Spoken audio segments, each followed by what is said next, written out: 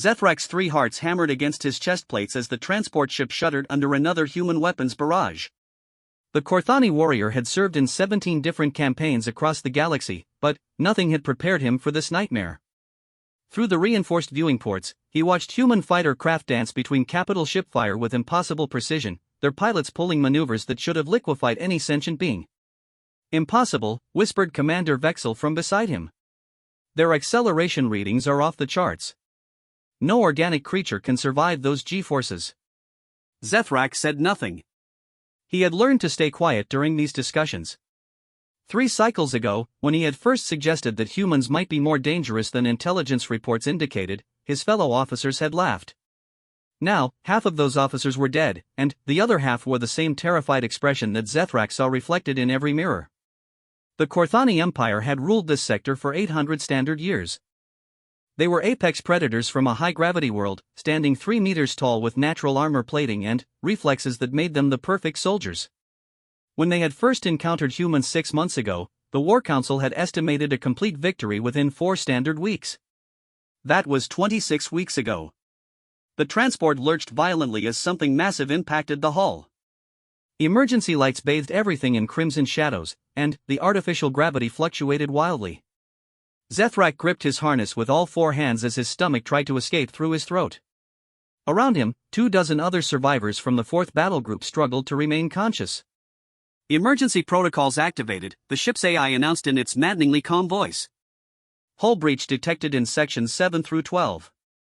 Atmospheric containment holding at 63% efficiency." Through the chaos, Zethrak remembered his first encounter with a human soldier. The creature had been captured during the initial assault on their mining colony in the Proxima system. Standard procedure called for interrogation of prisoners, and Zethrak had been assigned to extract tactical information.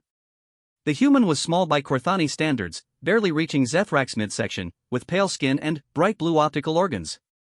It appeared fragile, almost delicate, with no visible natural weapons or armor. Intelligence reports had classified humans as a Class C species, moderately intelligent but physically weak, suitable for slave labor but posing no military threat. Zethrak had entered the holding cell confident and relaxed. Standard intimidation protocols usually broke prisoner resistance within minutes. The creature sat quietly on the metal bench, watching him with those strange blue eyes. When Zethrak activated the neural disruptor to begin psychological pressure, the human had done something unexpected. It smiled. "You have no idea what you've started," the human had said in perfectly accented Korthani. "My species has been preparing for war since we learned to use tools. We've been refining the art of killing for 10,000 years. You picked the wrong fight." Zethrak had dismissed the words as meaningless bravado. Every species claimed to be great warriors when facing extinction. But something in the human's tone, a quiet confidence that seemed completely genuine, had planted a seed of doubt in his mind. That doubt had grown into certainty as the war progressed. The transport's engines screamed as the pilot attempted an emergency acceleration burn. Through the hull, Zethrak could hear the distinctive whistle of human kinetic projectiles. Their weapons technology was primitive by galactic standards, still relying on chemical propulsion and metal slugs, but they used them with devastating effectiveness. "Sir," communications officer Helix called from across the cramped space, "we're receiving a transmission from the human forces." "Put it through," Commander Vexel ordered. The speaker crackled to life with a voice speaking accented Korthani. "Attention Korthani survivors. This is Captain Sarah Chen of the Terran Defense Force. Your fleet is destroyed. Your retreat path is cut off. Surrender now and you will be treated according to the galactic conventions on warfare. Continue fighting and you will be eliminated." Vexel's mandibles clicked rapidly, a sign of extreme agitation. "Arrogant mammals," he snarled. "Run a full scan. How many ships do they have?" Helix worked frantically at his console. "Sir, I'm reading, this can't be right. I'm only detecting 3 human vessels in pursuit." 3? Vexel stood up so fast his head struck the low ceiling. "We have 47 ships remaining in our formation." "Yes, sir, but..." Helix's voice trailed off as he rechecked his readings. "Sir, those 3 ships are gaining on us rapidly. Their acceleration curve suggests they'll intercept in 14 minutes. Zethrak closed his eyes and tried to push away the memories that threatened to overwhelm him. The Battle of Kepler Station flashed through his mind. 60 Korthani dreadnoughts against 12 human cruisers. The humans had used some kind of coordinated attack pattern that his military instructors had never covered. They moved like a single organism, each ship perfectly positioned to support the others while maintaining devastating fire patterns. The Korthani fleet had superior numbers, better armor, and more powerful weapons. It should have been a massacre. Instead, 53 Korthani ships had been destroyed or disabled while only 2 human vessels suffered significant damage. The surviving Korthani commanders still couldn't explain how it had happened. Contact established with human vessel, Helix reported. They're requesting to speak with our commanding officer. Vexel straightened his uniform and activated the visual communicator. The screen flickered to life, revealing a human female wearing what appeared to be a simple blue and gray military uniform. She was young by human standards, probably no more than 30 cycles, with dark hair pulled back efficiently and brown eyes that seemed to evaluate everything with careful precision. "Commander," she said in flawless Korthani, "I am Captain Chen. I understand you are carrying survivors from the 4th Battle Group." "That is correct," Vexel replied stiffly. "I am Commander Vexel of the Korthani Imperial Navy." "State your intentions." "My intentions are simple. Surrender your vessels immediately and prepare to be boarded for prisoner processing. Your people will be treated well and return to Korthani space once hostilities conclude." Vexel's anger flared. "You dare make demands with only 3 ships? We outnumber you 15 to 1. Captain Chen's expression didn't change. "Commander, in the past 6 months, human forces have engaged Korthani fleets in 47 separate battles. The average engagement ratio has been 1 human ship to every 8 Korthani vessels. Our current kill ratio stands at 4.7 Korthani ships destroyed for every human ship lost. Would you like to recalculate your odds?" The transport fell silent except for the hum of life support systems. Zethrak watched Vexel's face cycle through several colors as the implications sank in. Every officer present had heard the rumors, but hearing the actual numbers spoken aloud by their enemy made the situation undeniably clear. "That's impossible," Vexel whispered. "Our ships are more advanced. Our weapons more powerful. Technology is only one factor in warfare, Commander. Tactics, training, adaptability, and determination matter more. Humans have been perfecting all 4 for our entire evolutionary history." Zethrak found himself studying the human captain's face on the screen. There was no arrogance there, no cruel satisfaction at their predicament. She spoke about their military superiority with the same tone someone might use to discuss the weather. That casual confidence was more terrifying than any threat could have been. "I'm going to give you 15 minutes to discuss this with your people," Captain Chen continued. "After that, we will take your ships by force if necessary. I strongly recommend surrender. Human boarding parties are very effective, but the process tends to be rather violent for defending crews." The transmission ended, leaving the Korthani survivors staring at a blank screen. "Options?" Vexel asked quietly. "We could try to fight," suggested Lieutenant Corvus from the rear of the compartment. "If we coordinate our remaining ships against 3 human vessels that just announced they routinely defeat fleets 8 times their size?" Zethrak spoke for the first time since the pursuit had begun. "That would be suicide, not strategy." Vexel turned to look at him. "You seem remarkably well informed about human capabilities, Sergeant Major." "I've been paying attention, sir. Unlike most of our command structure."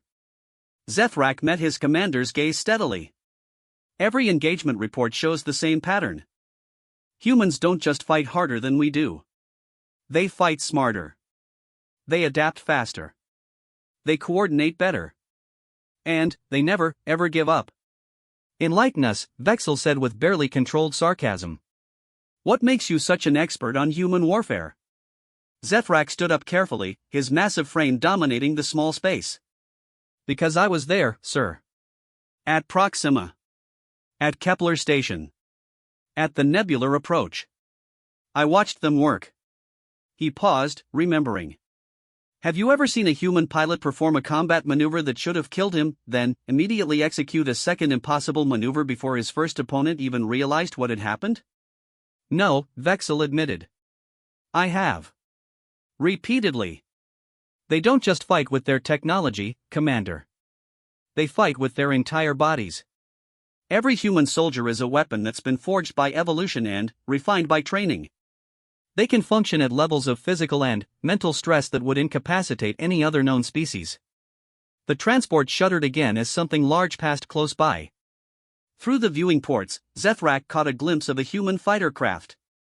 The pilot was pulling at least 12 Gs in a turn that should have been physically impossible, but the small vessel moved with perfect precision. During the Battle of Proxima, Zethrak continued, I watched a single human fighter pilot engage 4 Corthani interceptors simultaneously. Not only did he destroy all 4, he did it while protecting a damaged civilian transport. The engagement lasted 37 seconds.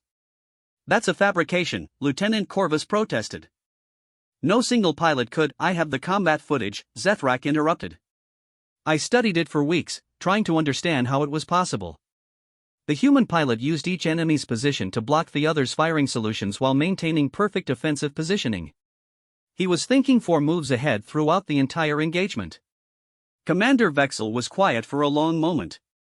Finally, he activated the communications system. Captain Chen, this is Commander Vexel. We need more time to consider your offer. Of course, Commander. Take all the time you need. But, I should mention that my tactical officer has just informed me that a Corthani relief fleet is approaching this system. 23 ships, led by the dreadnought Inexorable. They'll arrive in approximately 47 minutes. Vexel's eyes widened. How could you possibly know that? Human intelligence networks are quite comprehensive. We've been tracking that fleet since it left the Arcturus system 6 days ago.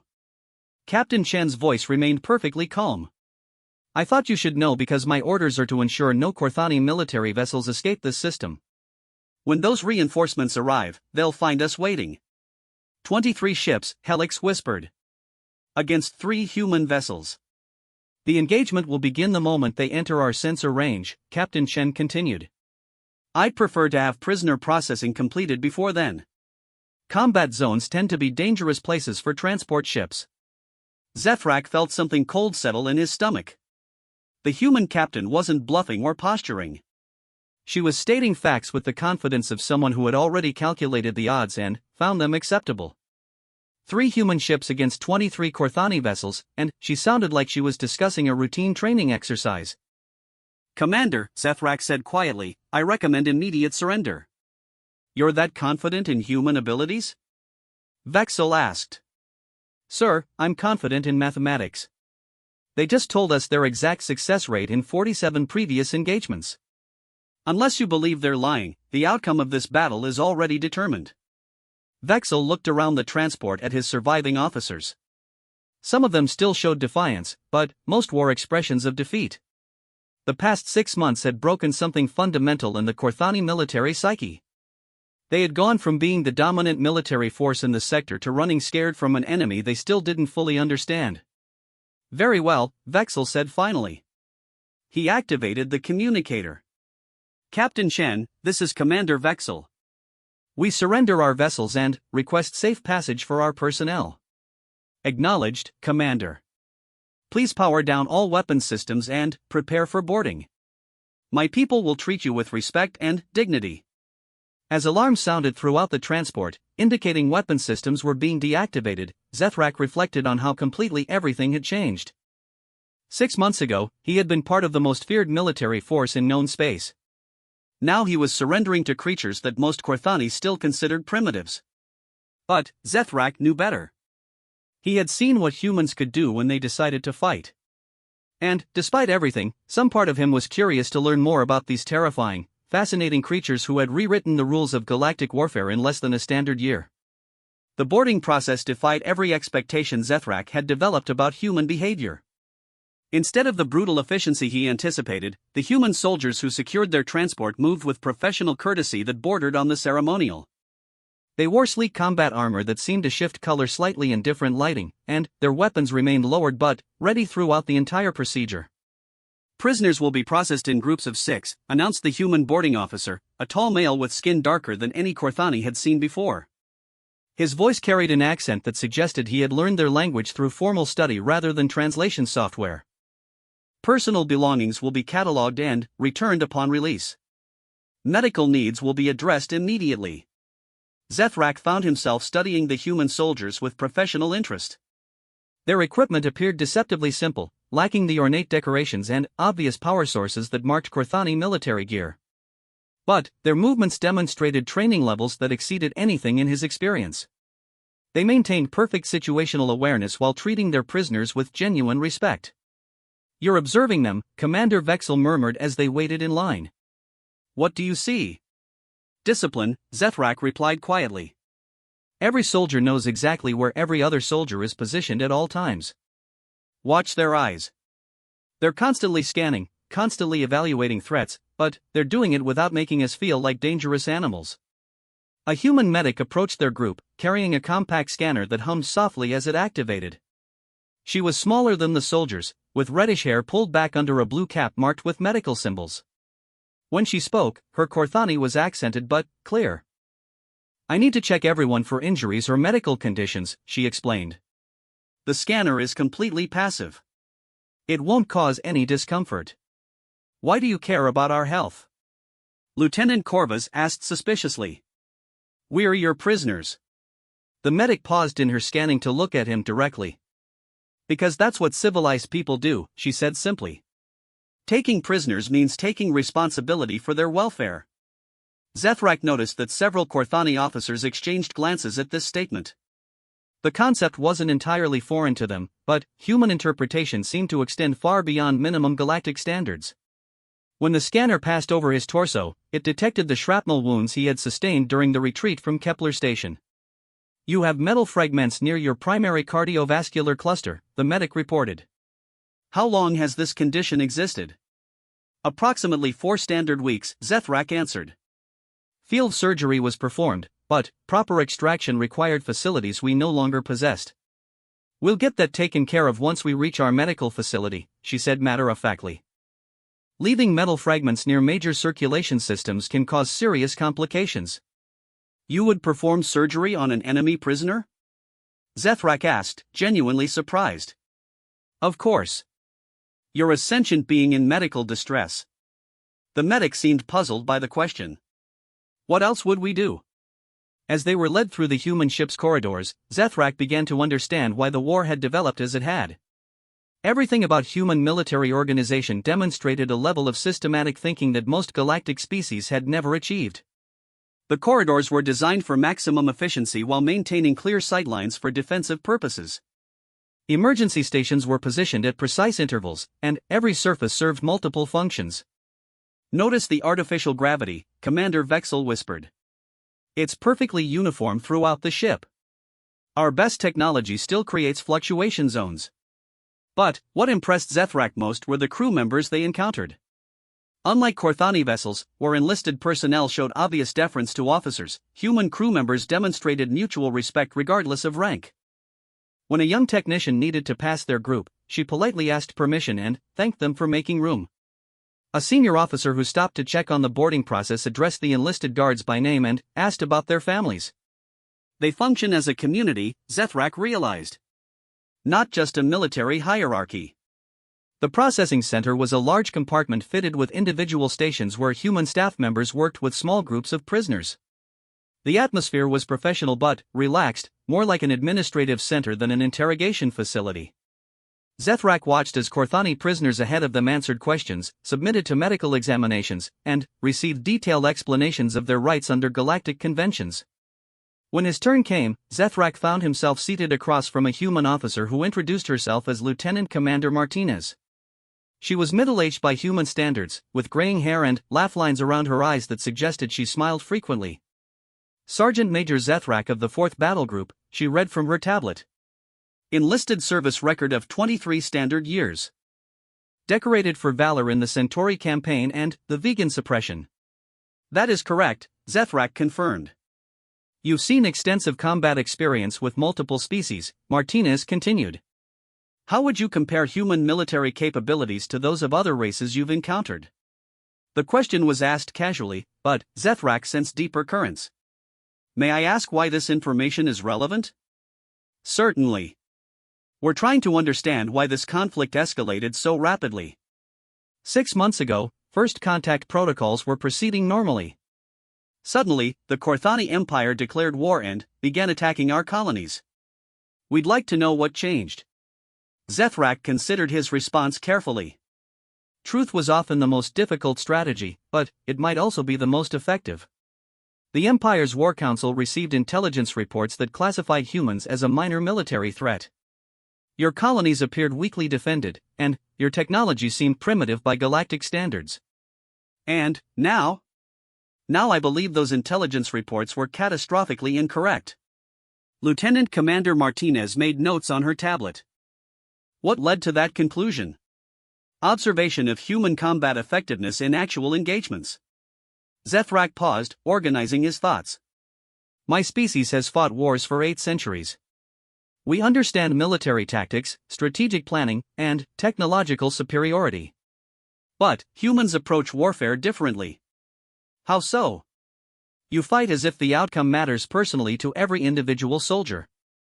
Most species fight for territory, resources, or political dominance. Humans seem to fight for principles that transcend immediate material concerns.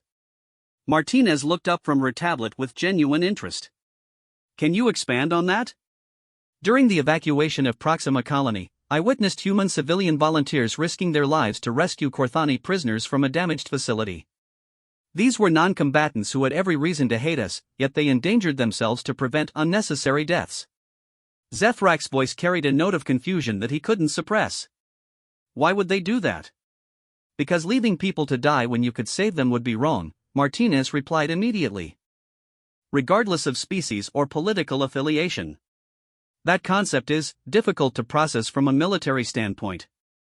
I imagine it would be.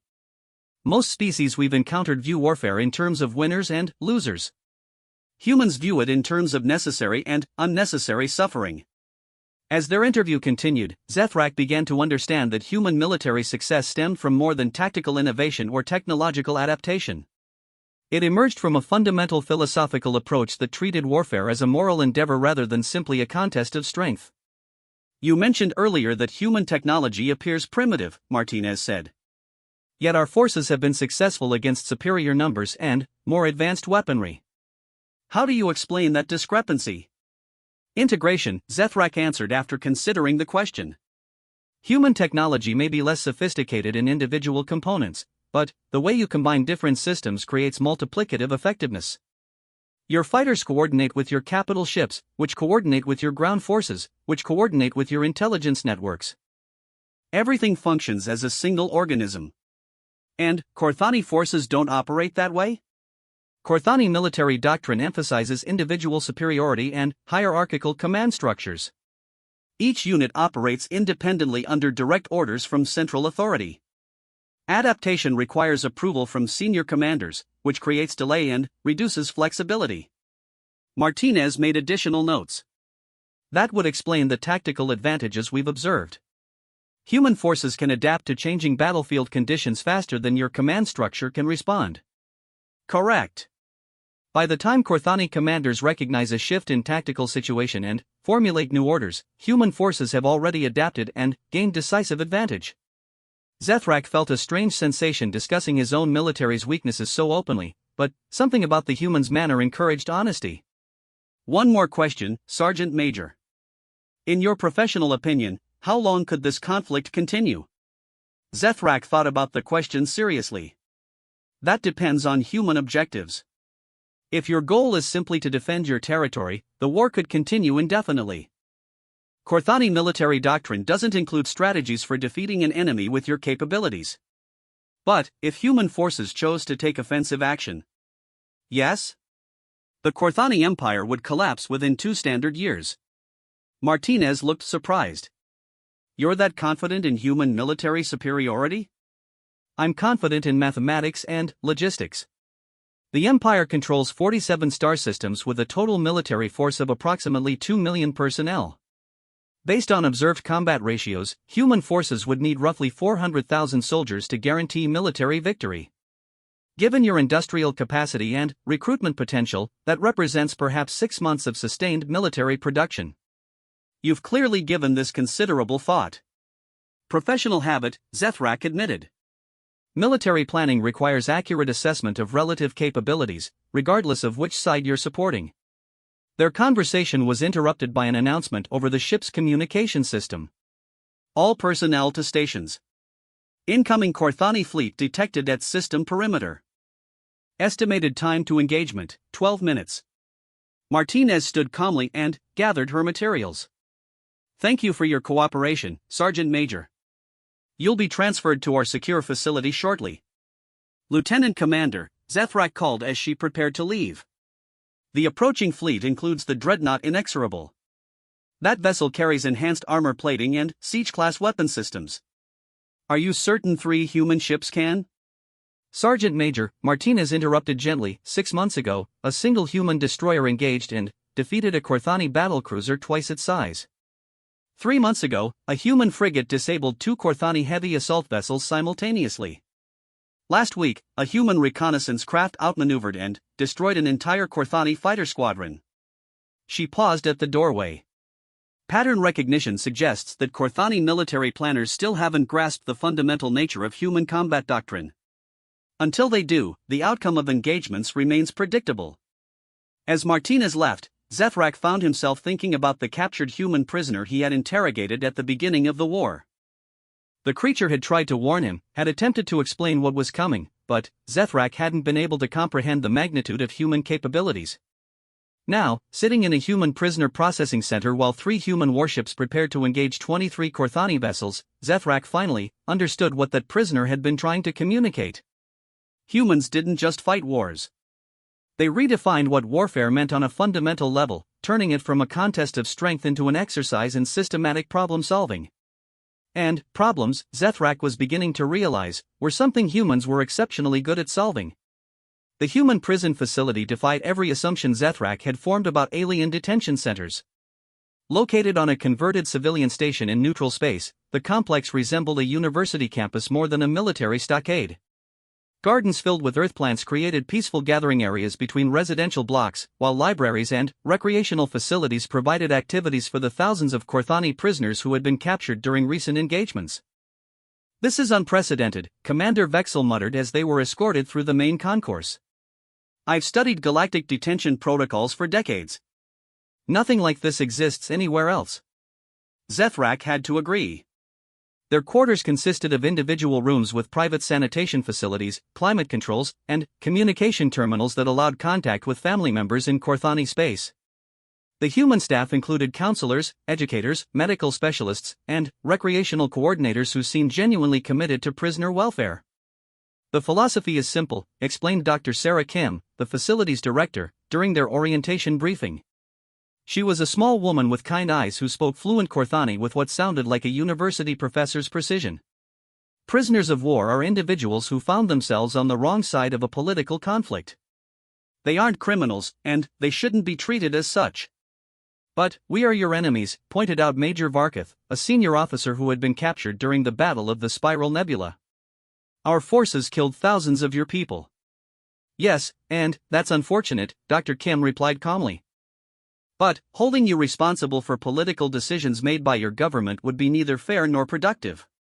Our goal is to ensure your safe return home once this conflict concludes.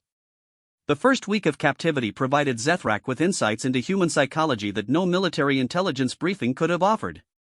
Human guards treated prisoners with professional courtesy, but, more importantly, they treated them as individuals worthy of basic respect. When elderly prisoners needed assistance with daily activities, guards provided help without being asked. When younger prisoners struggled with confinement anxiety, counselors offered support and coping strategies. They're studying us, Major Varkath observed during one of their evening discussions in the common area. Every interaction, every conversation, everything we do is being documented. Of course they are, Zethrak replied. But not for the reasons you think. Enlighten me. Zethrak gestured toward a human staff member who was helping a group of Korthani prisoners learn to play some kind of earth game involving colored tiles. Watch how they interact with us. They're not collecting military intelligence or looking for psychological weaknesses. They're trying to understand us as a species. To what end? To find ways to end this war without unnecessary destruction. Over the following days, Zethrak began participating in educational programs that the facility offered. Human instructors taught courses on Earth history, human philosophy, artistic expression, and scientific advancement. The classes were optional, but attendance remained surprisingly high among Korthani prisoners who had little else to occupy their time. During a session on human military history, Zethrak found himself sitting across from Dr. James Harrison, a former human soldier who now worked as a cultural liaison. Dr. Harrison had fought in the early stages of the war before being reassigned to prisoner services, and his perspective on human military doctrine proved illuminating. "Your people seem confused by our approach to warfare," Dr. Harrison noted during a break in the lesson. "Most alien species view combat as an extension of dominance behavior. Humans see it differently." "How so?" Zethrak asked. "For us, war is problem-solving under extreme pressure. The problem is that someone is threatening our survival or our values. The solution requires neutralizing the threat while minimizing collateral damage and preserving our principles. But you've demonstrated clear superiority in every engagement. Why haven't you pressed that advantage to achieve total victory?" Dr. Harrison paused thoughtfully. "Because total victory isn't our objective. Our goal is security for human colonies and an end to unprovoked attacks. Destroying the Korthani Empire wouldn't accomplish either of those goals. It would just create a power vacuum that some other aggressive species would eventually fill." This perspective confused Zethrak initially. Military logic suggested that superior forces should press their advantage until enemy resistance collapsed completely. Human strategy seemed to focus on achieving specific political objectives rather than demonstrating overwhelming dominance. "Consider the mathematics," Dr. Harrison continued. "Humans currently control 12 star systems with a total population of roughly 6 billion. The Korthani Empire spans 47 systems with approximately 200 billion citizens. Even if we possessed the military capacity to conquer your territory, we lack the population to govern it effectively." "So your limitation is administrative rather than military?" "Partially, but that misses the larger point. Conquest creates obligations. If we destroyed Korthani military forces and occupied your territory, we would become responsible for the welfare of 200 billion people with completely different cultural, biological, and social needs. That would be a massive undertaking with questionable benefits for either species." Zethrak spent several days processing this concept. Human strategic thinking operated on timescales and complexity levels that Korthani military doctrine had never addressed. While Korthani generals planned campaigns to achieve dominance, human planners apparently considered post-conflict scenarios that extended decades into the future. His understanding deepened when he witnessed how humans handled a crisis that developed within the prison facility itself. A group of Korthani prisoners, led by Colonel Zarvek of the Imperial Guard, attempted to organize a rebellion against their captors. They believed that seizing human hostages might provide leverage for prisoner exchanges or political concessions. The plot was discovered before it could be implemented, but human response to the situation provided Zethrak with a window into their decision-making processes.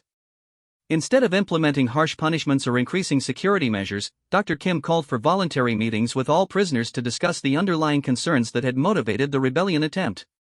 "We understand that captivity is frustrating and demoralizing," she explained to a gathering of several hundred Korthani prisoners. "Some of you feel that cooperating with us constitutes betrayal of your military oaths.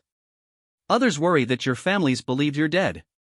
Many of you are simply bored and looking for ways to feel useful again." Colonel Zarvek stood up from the audience. "You're patronizing us," he said angrily. "We're soldiers, not children who need emotional counseling." "You're absolutely right," Dr. Kim agreed. "You are soldiers, and you deserve to be treated with the respect that profession merits. That's why I'm proposing changes to our facility operations that will give you opportunities to contribute meaningfully to your own welfare and that of your fellow prisoners." The changes she outlined were remarkable in their scope and sophistication. Prisoners would be allowed to form committees responsible for recreational activities, educational programming, and conflict resolution. Korthani officers would be given administrative roles in organizing prisoner services, while enlisted personnel could volunteer for maintenance duties, food preparation, and facility improvements. This gives you structured responsibilities and leadership opportunities while maintaining security protocols, Dr. Kim explained. More importantly, it allows you to serve your fellow prisoners in ways that honor your military training and personal values. Zethrak watched Colonel Zarvek struggle with this offer. The proposed system would provide prisoners with genuine authority and meaningful work, but it would also require cooperation with human captors. For a professional soldier, the ethical implications were complex and troubling. What guarantee do we have that you'll honor these arrangements? Zarvak asked. The same guarantee you have for everything else we've promised, Dr. Kim replied. Our track record over the past 8 months. Have we failed to provide adequate food, medical care, or communication privileges? Have any prisoners been mistreated or denied their rights under galactic conventions? The honesty of this response clearly surprised Zarvek. Rather than offering elaborate assurances or formal contracts, Dr. Kim was simply pointing to demonstrated behavior as evidence of future intent. For a species raised on intricate honor codes and formal obligations, human reliance on practical track records was both alien and strangely compelling. I need time to consider this, Zarvek said finally. Of course. Take all the time you need. The opportunities will remain available regardless of your decision. Over the following weeks, Zethrak watched as most of the Korthani prisoners gradually accepted roles in the new system. Even Colonel Zarvek eventually agreed to serve as chairman of the Prisoner Council, a position that required regular coordination with human administrators but provided genuine authority over prisoner affairs. The transformation was remarkable. Instead of sullen captives marking time until release, the Korthani prisoners became active participants in a functioning community. They organized sports tournaments, educational exchanges, artistic projects, and social events that helped maintain morale and cultural connections. They've turned captivity into collaboration, Zethrak observed to Commander Vexel during one of their regular walks through the facility gardens. Without compromising our dignity or forcing us to betray our principles. It's sophisticated psychological manipulation, Vexel replied, but his tone suggested uncertainty rather than conviction. Is it? Or is it simply intelligent management of a complex situation? What's the difference? Zethrak considered the question as they paused near a fountain surrounded by earthflowers that several prisoners had volunteered to maintain. Manipulation implies deception or exploitation. Everything the humans have done has been transparent and beneficial to our welfare. They've created conditions where cooperation serves our interests as well as theirs. But the ultimate goal remains the same. They want us docile and compliant. Do they? Zethrak gestured toward a nearby recreational area where Korthani prisoners were engaged in a heated debate about military tactics with several off-duty human guards. Those humans aren't trying to suppress our military knowledge or discourage tactical discussions. They're participating in them as equals. As he spoke, Zethrak realized that this might be the most important insight he had gained during his captivity. Humans didn't view former enemies as permanent threats to be neutralized. They saw them as potential allies whose opposition stemmed from misunderstanding rather than fundamental incompatibility. The implications were profound and deeply disturbing for someone raised in Korthani military culture. If humans were correct, then the war itself might be nothing more than an elaborate failure of communication between two species who had more in common than either side had realized. 3 months into his captivity, Zethrak received news that changed everything he thought he understood about the war. The message came through official channels, delivered personally by Dr. Kim during what had become their weekly discussion sessions about Korthani military culture and human diplomatic philosophy. The Korthani High Command has requested a ceasefire, she announced without preamble. Preliminary peace negotiations will begin next week. Zethrak felt his 3 hearts skip synchronized beats. Ceasefire? But the war was supposed to continue until total victory. According to our intelligence sources, the Korthani Empire has lost approximately 60% of its military capacity over the past 9 months. Your government has concluded that further resistance would result in complete military collapse within 6 additional months. The mathematics were undeniable, but the implications seemed impossible to process. The mighty Korthani Empire, which had dominated this sector for 8 centuries, was surrendering to a species that most galactic civilizations still considered primitive newcomers. What are human terms for peace? Zethrak asked. Dr. Kim consulted her tablet. Surprisingly modest, actually. Immediate cessation of hostilities, formal recognition of human sovereignty over their current territory, establishment of trade agreements under galactic commercial law, and participation in joint scientific research projects. That's all? No reparations? No territorial concessions? No restrictions on military rebuilding?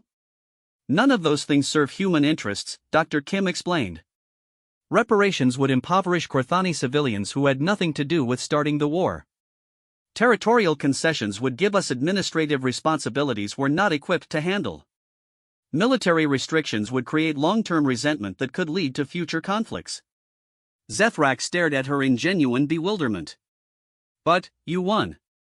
Total victory was within your grasp. Why would you settle for simple peace when you could have imposed any terms you desired? Because peace is what we wanted from the beginning. Everything else was just means to that end. The concept was so foreign to Korthani thinking that Zethrak initially dismissed it as deception or propaganda.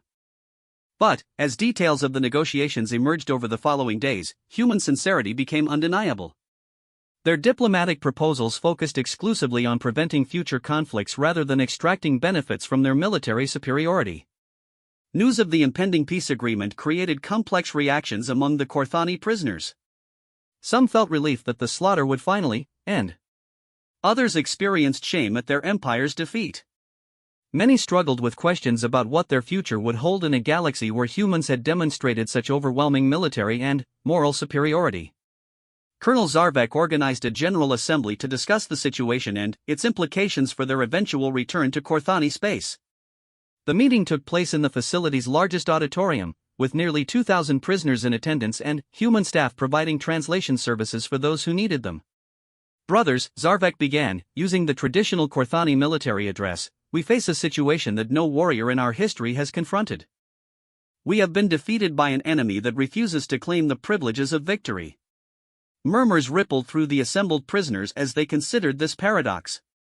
More troubling still, Zarvek continued, we have been treated with kindness by creatures we were taught to view as inferior. Many of us have formed friendships with humans. All of us have benefited from their generosity and respect. How do we reconcile these experiences with the military doctrines that guided our lives? Major Kelvin stood from the audience. Perhaps our military doctrines were flawed from the beginning, he suggested. Perhaps true strength lies not in the ability to impose your will on others, but in the wisdom to choose when such imposition is necessary. That sounds dangerously close to human philosophy, another prisoner called out. And what's wrong with human philosophy? Kelvin responded. It's produced a society that conquers enemies and, then, treats them as honored guests. It's created military forces that win battles while maintaining moral principles. It's generated technological advancement without sacrificing ethical considerations. The debate continued for several hours, with prisoners expressing viewpoints that ranged from traditional Korthani militarism to grudging admiration for human approaches. What emerged was not consensus, but rather a recognition that their experiences as prisoners had fundamentally altered their understanding of warfare, diplomacy, and interspecies relations. Zethrak found himself thinking about these questions during his final weeks in the facility. Human behavior had consistently demonstrated that their species possessed capabilities that extended far beyond military effectiveness. They had created a society that balanced individual achievement with collective welfare, competitive advancement with cooperative problem-solving, and technological progress with ethical responsibility. The release process began 2 weeks after the peace treaty was formally signed. Prisoners were processed in groups based on their home systems, with transportation provided by neutral ships operating under joint human-Korthani oversight. Medical examinations ensured that everyone was healthy enough for the journey home, while exit interviews allowed prisoners to provide feedback on their treatment and suggestions for future diplomatic protocols. When Zethrak's turn came for the exit interview, he found himself sitting across from Lieutenant Commander Martinez, the same human officer who had processed his initial capture. She looked exactly the same as she had 9 months earlier, still professional but warm, still genuinely interested in his perspective. How would you describe your experience here? She asked. Educational, Zethrak replied after considering the question carefully. I learned more about human nature in 9 months of captivity than I learned about any other species in 23 years of military service. What surprised you most? Your consistency. Every promise made during my initial processing was kept exactly as stated. Every facility policy was applied fairly and uniformly. Every human staff member I encountered demonstrated the same basic values and principles. Martinez made notes on her tablet. And how do you think this experience will affect your perspective on human-Korthani relations? It has convinced me that future conflicts between our species would be both unnecessary and tragic. We have more in common than either side initially realized. What advice would you give to other Korthani who might be skeptical about peace with humans? Zethrak thought about this carefully. Judge us by our actions, not by your preconceptions. Humans did the same for us, despite having every reason for hatred and revenge. The return journey to Korthani space took 2 weeks aboard a comfortable passenger vessel staffed by both species. Zethrak spent much of the time in conversations with other returning prisoners, comparing experiences and developing shared understanding of what they had witnessed. Commander Vexel had been among the last groups processed, and he sought out Zethrak during the final days of their voyage home. I've been thinking about our situation, he said as they stood looking out at the stars through a viewing port. We're returning to a society that has just suffered its first major military defeat in 8 centuries. How do we explain what we've learned? Carefully, Zethrak replied. And patiently. Most Korthani won't be able to process the truth about human capabilities without experiencing it themselves. But, eventually they'll need to understand. The old ways of thinking about warfare and diplomacy simply don't apply when dealing with humans. Then, we teach them. Slowly, respectfully, but persistently. The same way humans taught us. When their ship finally reached Korthani space, Zethrak experienced emotions he hadn't anticipated. Relief at seeing familiar stars mixed with sadness at leaving behind friends he had made among the human staff. Pride in returning home combined with anxiety about how his people would react to the changes he had undergone. The homecoming process included extensive debriefing sessions with military intelligence officers who wanted detailed information about human facilities, technology, and procedures. Zethrak answered their questions honestly, but he also tried to convey the broader implications of what he had observed. The humans could have simply imprisoned us and ignored our welfare, he explained to a group of senior officers during one such session. Instead, they created conditions that helped us maintain our dignity while learning to understand their perspective. That approach produced better intelligence about our culture than any interrogation could have achieved. You sound almost sympathetic to their methods, observed General Frakis, the officer responsible for prisoner repatriation. I am sympathetic to methods that work effectively while respecting basic moral principles, Zethrak replied. Human approaches produced superior results with lower costs and fewer negative consequences. Why wouldn't we want to understand and potentially adopt such techniques? Over the months that followed, Zethrak found himself serving as an unofficial liaison between traditional Korthani military culture and the new realities of a galaxy where humans played an increasingly prominent role. His experiences as a prisoner, combined with his extensive military background, made him uniquely qualified to help his people navigate the complex transition.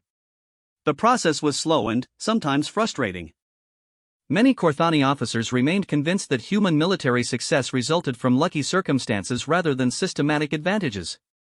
Others accepted human capabilities but insisted that Korthani warrior traditions were incompatible with human diplomatic methods. But, gradually, incrementally, understanding began to spread. Young officers who had served in the final campaigns spoke respectfully of human tactical innovation. Diplomats who participated in peace negotiations praised human negotiating procedures. Even conservative military leaders acknowledged that human approaches to logistics, training, and strategic planning offered valuable lessons. Zethrak's final insight came during a ceremony commemorating the first anniversary of the peace treaty. Representatives from both species gathered on a neutral world to celebrate the end of hostilities and the beginning of cooperative relationships. As he watched humans and Korthani working together on joint projects, sharing knowledge, and building friendship, he realized that the war had accomplished something neither side had intended. It had forced 2 very different species to truly see each other for the first time. The humans had learned that Korthani were not mindless aggressors but rather proud warriors trapped by outdated doctrines and misconceptions. The Korthani had discovered that humans were not primitive upstarts but sophisticated thinkers whose apparent simplicity masked profound wisdom about the nature of civilization itself. The war had been terrible, causing unnecessary death and suffering on both sides. But its conclusion had created opportunities for growth, understanding, and cooperation that might never have existed otherwise. In that sense, perhaps the most remarkable thing about the human warfront wasn't its ferocity or effectiveness, but its ultimate transformation into something resembling hope.